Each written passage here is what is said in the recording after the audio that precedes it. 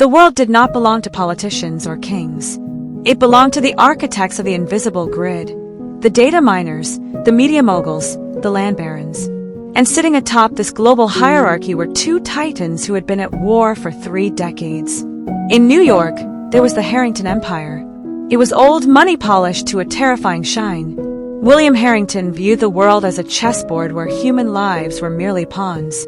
He had built a fortress of media conglomerates and real estate that cast a shadow over half the Western Hemisphere. In Shanghai, there was the Wang Consortium. Led by the iron-willed Feng Wang, they owned the future, semiconductors, AI logistics, the very veins through which the global economy flowed.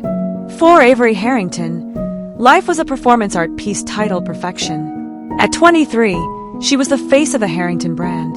She had been educated in Swiss boarding schools where she learned 3 languages and how to suppress a sob until it was completely undetectable. She was beautiful in a way that felt curated, porcelain skin, eyes the color of steel, and a posture that suggested she was always waiting for a blow she knew how to dodge. Tonight, she stood in the penthouse of her father's Fifth Avenue tower, staring out at the rain-slicked city.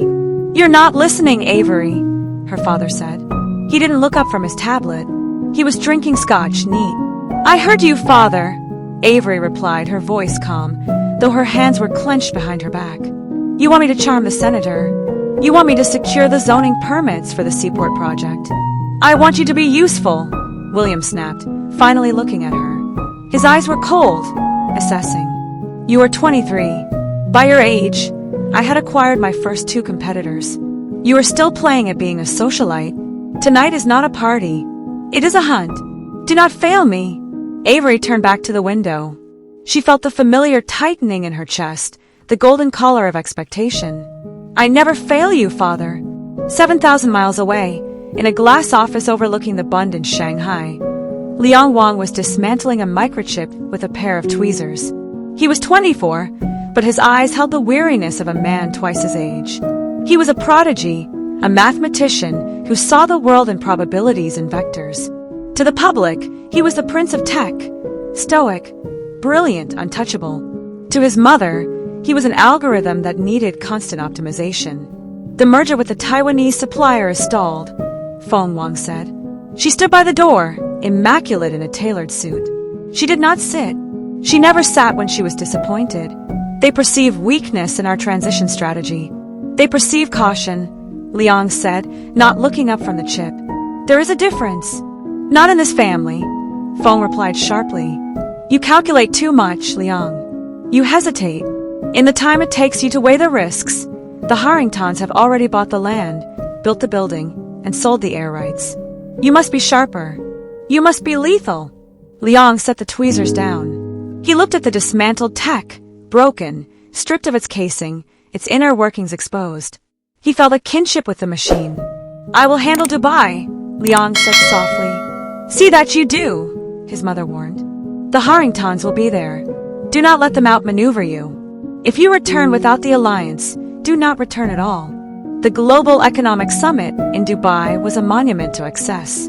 The gala was held in a ballroom suspended high in the Burj Khalifa, where the clouds seemed closer than the earth. Gold dripped from the ceiling, champagne flowed like water, and the air vibrated with the hum of billions of dollars changing hands. Avery moved through the crowd like a shark in a reef, efficient, graceful, lethal. She had already charmed the senator and neutralized a rival developer. She was exhausted. Her face hurt from smiling. Needing a moment of silence, she slipped away from the main hall toward the terrace. The desert heat was stifled by outdoor air conditioning, creating a strange, artificial breeze. She leaned against the glass railing, looking down at the city lights, a sprawling circuit board of amber and white.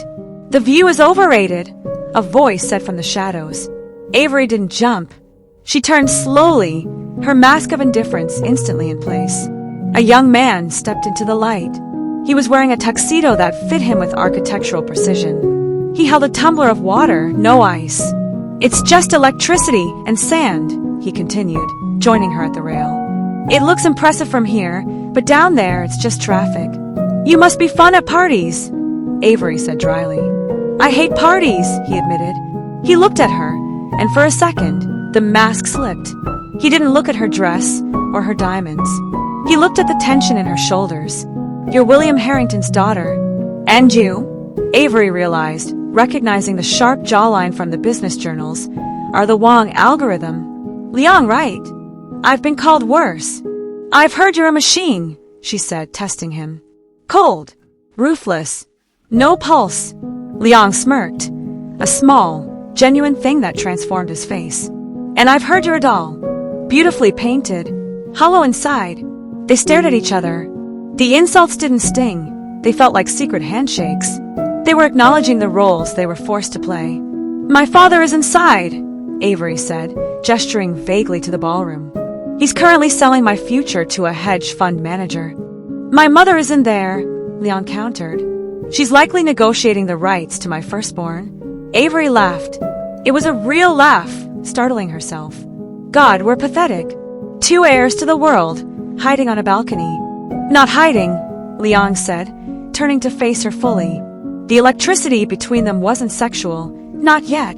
It was the magnetism of two people who had been lonely their entire lives, suddenly finding someone who spoke their language. Strategizing. "What's the strategy?" Liang set his glass down. "Escape. Just for an hour. I know a place. No cameras. No parents." Avery knew she should say no. Her father's security team was sweeping the perimeter. But the thought of going back into that ballroom made her physically ill. "Lead the way, Wong." That hour turned into a night. They didn't go to a club or a restaurant. Liang took her to the service roof of a half-finished skyscraper his family was financing. They sat on the edge of the concrete, dangling their legs over the abyss, eating street food Liang had bribed a worker to fetch. They talked, not about stocks or mergers, but about the things they kept buried. "I wanted to be a painter," Avery confessed, the wind whipping her hair. "I applied to art school in Paris under a fake name. I got in." "What happened?" "My father found the acceptance letter. He burned it in the fireplace while I watched. He told me that Harringtons don't create, we acquire." Liang nodded, looking at his hands. "I write code, not for logistics, but music. Algorithmic symphonies. Chaos that resolves into order. My mother calls it a waste of processing power." They looked at each other, realizing that they were mirrors. They were both prisoners in gilded cages, starving for something real. "You're not who I thought you were," Avery whispered. "You're exactly who I hoped you'd be," Liang replied. He reached out and touched her hand. It was tentative, terrifying. When their skin touched, the rivalry of their families evaporated. There was no New York, no Shanghai, just two terrified kids on a ledge. For the next 6 months, the world became a blur of airports and shadows. They couldn't be seen together. A Harrington and a Wong dating wasn't just a scandal, it was corporate suicide. Their families would view it as treason. So, they became spies. In Tokyo, they met in a karaoke booth in Shinjuku, singing loudly to cover the sound of their whispers. In London, they met in the back of a black cab that drove in circles for 2 hours in the rain. Liang built a secure, encrypted app that disguised their messages as system updates. "I miss you. I feel like I can't breathe until I see you again." The romance was frantic, desperate. It was fueled by the adrenaline of being caught. Every time Avery looked at her father, she felt a surge of guilty triumph. She had something he couldn't own. But the stress was eating them alive. In a hotel room in Geneva, Avery paced the floor. She was thinner, her eyes rimmed with exhaustion. "We can't keep doing this, Liang," she said. "My father's head of security asked me why I switched phones." He's sniffing around. Liang sat on the edge of the bed, his head in his hands.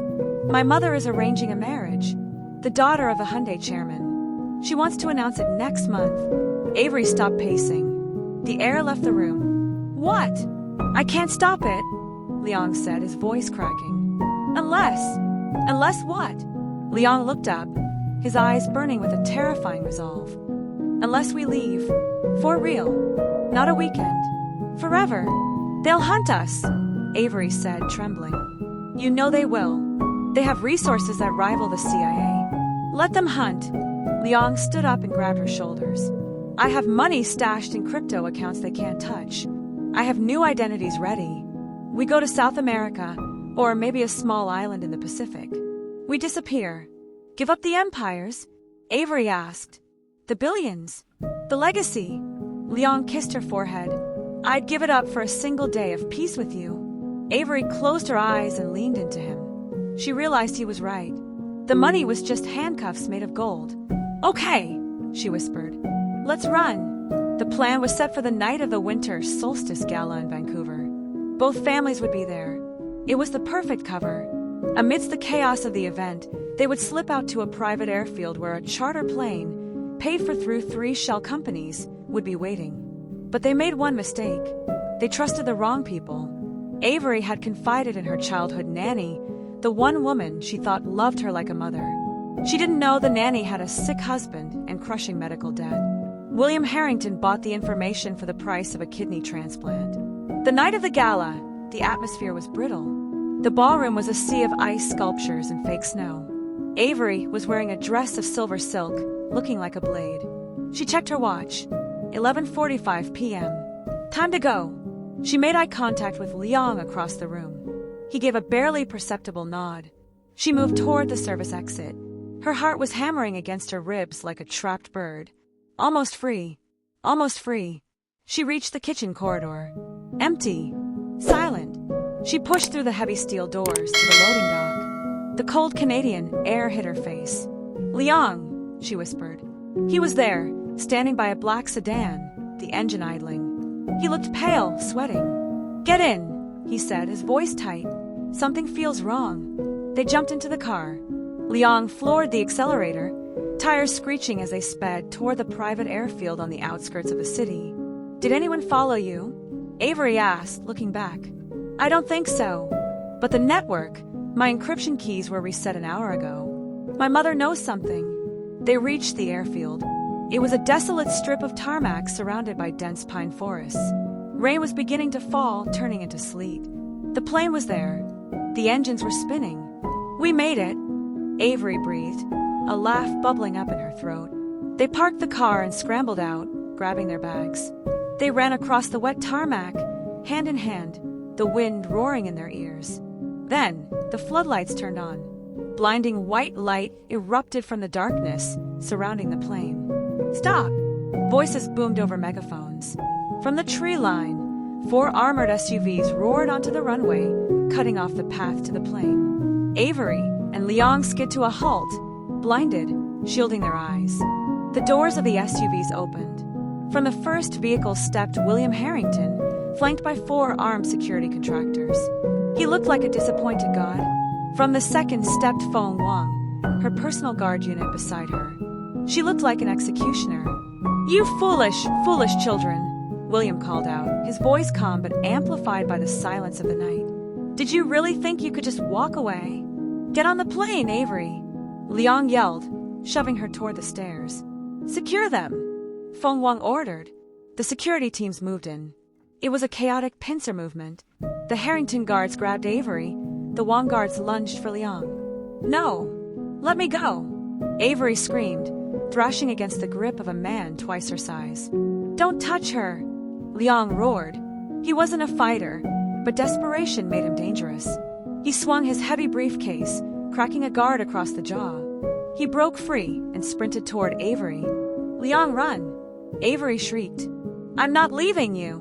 He was 5 feet away from her. He reached out his hand. One of the Wang guards, a man hired for his brutality, panicked at the loss of control. He drew his sidearm. Target is resisting. Stand down, William Harrington shouted. But the tension was too high. The air was too charged. The guard fired. Crack. The sound was small, insignificant against the vastness of the night. But the result was absolute. The bullet caught Liang in the throat. He didn't fall dramatically. His momentum just stopped. He looked at Avery, his eyes wide with confusion. His hand, still reaching for hers, dropped. He collapsed to his knees, then face forward onto the wet asphalt. Liang! The scream that tore from Avery's body was not human. It was the sound of a soul being ripped in half. The guards, shocked by the gunfire, loosened their grip. Avery broke free. She threw herself onto Liang's body, rolling him over. Blood was everywhere. It was dark and hot, mixing with the sleet. No, no, no, look at me, she sobbed, pressing her hands frantically against the wound, trying to keep the life inside him. "Liang, please. We're leaving. We're leaving right now." Liang gasped, a terrible, wet sound. He tried to speak. His lips formed a word. "Run." Then his eyes fixed on the floodlights above, and the light behind them went out. Silence descended on the airfield. The only sound was the hum of the plane engines and the rain hissing on the hot pavement. William Harrington walked forward slowly, his face pale. Avery, step away. It was an accident. We will handle this." "He's gone," Feng Wang said, her voice trembling for the first time in her life. "My son." Avery didn't hear them. The world had narrowed down to a single point. The heat of Liang's blood on her hands. The cold rain on her neck. She felt a strange sensation in her chest. The grief, which had been a crushing weight a second ago, suddenly evaporated. It was replaced by a white-hot clarity. They did this. It wasn't an accident. It was the inevitable conclusion of their greed. They had turned their children into assets, and when the assets tried to liquidate themselves, they destroyed them. Avery stopped crying. Her breath hitched, then steadied. She looked down. The guard who had fired the shot had dropped the gun in horror. It lay on the tarmac, sleek and black, glistening in the rain. Just 3 feet away, Avery kissed Liang's forehead. "I love you," she whispered. "I'll fix it." She stood up. She was covered in blood, her silver dress stained crimson, her hands painted red. She looked like a nightmare. "Avery?" her father asked, stepping closer. "Sweetheart." She moved. She didn't move like the socialite she was raised to be. She moved like the predator she was born to be. She dove for the gun. "Gun!" a guard shouted. Avery came up in a crouch, the weapon heavy in her slippery grip. She didn't hesitate. She didn't think. She just wanted the noise to stop. She wanted the world that took him to burn. She swung the gun toward the guard who killed him. Bang! The guard crumpled, clutching his leg. "Avery, stop!" William screamed, throwing his hands up. She turned the gun toward the SUVs, toward her father, toward Feng Wang. She wasn't aiming anymore. She was just firing. Bang! Bang! Bang! Sparks flew off the armored cars. Glass shattered. "She's shooting." "Neutralize!" a security commander bellowed. "No! Do not shoot my daughter!" William roared, lunging forward. But the mercenaries operated on reflex, not sentiment. Avery was an active shooter. She stood in the center of the tarmac, screaming in a voice that was pure agony, pulling the trigger again and again, challenging the lightning, challenging the gods of industry. "I hate you! I hate you all!" 2 shots rang out from the Wang security detail. Thwack! Thwack! Avery's body jerked violently. The gun flew from her hand. She stood for a moment, swaying. The rage in her eyes dimmed, replaced by a sudden, soft surprise. She looked down at her chest. 2 small holes. She didn't feel pain. She felt relief. Her knees gave out. She fell backward, not bracing herself. She landed hard, right beside Liang. Her head rolled to the side. His face was inches from hers. Even in death, he looked peaceful. The rain was washing the blood from his cheek. Her father was screaming. Her name, over and over. It sounded so far away, like it was coming from a radio in another room. Avery reached out her hand. Her fingers, trembling, brushed against Liang's. She laced their fingers together. The cold was creeping in now, starting at her toes and moving up. It wasn't scary. It was comforting. It was the only way out of the cage. "Finally!" she whispered, a smile touching her lips. Her vision tunneled. The white floodlights faded into a soft, inviting gray. The empires of New York and Shanghai, the billions of dollars, the skyscrapers, the legacy, it all dissolved into dust. All that was left was the warmth of his hand in hers. Avery Harrington closed her eyes, and the war was over. The police report called it a botched kidnapping attempt. The media called it the tragedy of the century. But in the days that followed, the silence in the penthouses of New York and Shanghai was deafening. William Harrington sat in his office, staring at her acceptance letter to an art school in Paris that he had recovered from his archives. He held it until the paper crumbled in his grip. Feng Wang sat in her son's lab, surrounded by the humming servers. On his main screen, a line of code was blinking. It was a program he had set to execute in the event of his death. It wasn't a virus. It wasn't a weapon. It was a digital image file, broadcast to every screen in the Wong building, and emailed to William Harrington. It was a painting, digital art. It showed a girl in a silver dress and a boy in a suit, sitting on the edge of a skyscraper, their legs dangling over the city, holding hands as the world burned beneath them. At the bottom, signed in Liang's code and Avery's handwriting, was a single line. "You can own the world, but you never owned us." Don't forget to hit that subscribe button so you never miss another mind-blowing story coming your way.